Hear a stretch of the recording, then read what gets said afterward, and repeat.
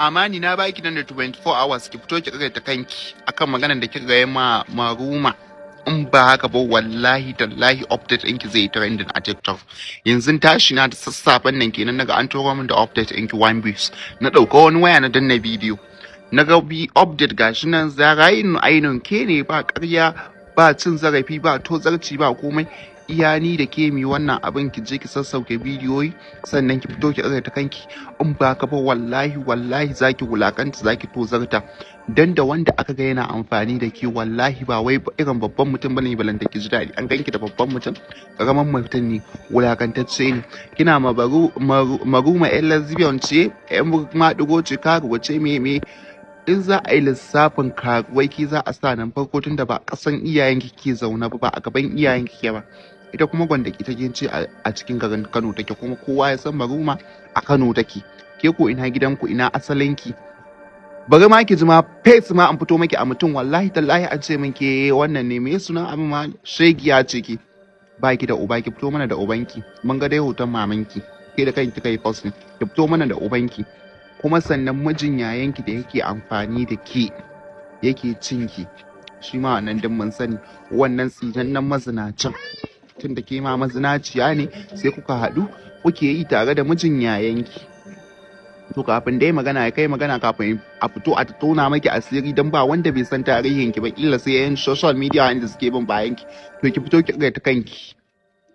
ki fito ki bidiyo 24 hours na baki in ba ka ba wallahi tallahi na fara tura voice da bidiyo wallahi sai kin yi dakin sanin fara TikTok a duniyar rayuwanki 24 hours na baki nan nazo gidan kakana ne auda man tana da aure ban sani ba karanta comment din maruma kai kan bura ubancan ke da auren ki ke yawo zinubai 10 ga aure ga zina ga lesbian ga shaye-shaye ga sata ka akwai evidence ga bidiyon ki yana update yana yawo a social media duk da bata sake shi ba dan Allah bidiyon nan da kika tura min one piece ni na dauka wani waya na yi bidiyon shi dan darajar Allah kake sake tura min wani daman ko da kika tura min kika ce dadi kaga bidiyon nan amma wallahi ba zan tura mu kowa ba ina da hanyar da zan bi in wulakanta amani amma ba zan yi ba na kyale ta ta gama haukanta in ta gama nata ni kuma zan yi nawa ke amani ki rufa ma kanki asiri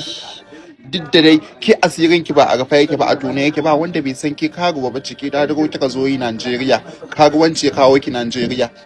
billahi lazi wallahi tallahi an tura min update din amani yau da safen nan amma zan ba ta 24 hours ta je ta sauke bidiyoyi nan ta yi maruma kuma sannan ta fito ta karya ta kanta in ba haka ba wallahi amani sai kin rasa ta ina update ɗinki ya fita da a tozarta ki a wulakanta ki daman ke wulakantacciya ce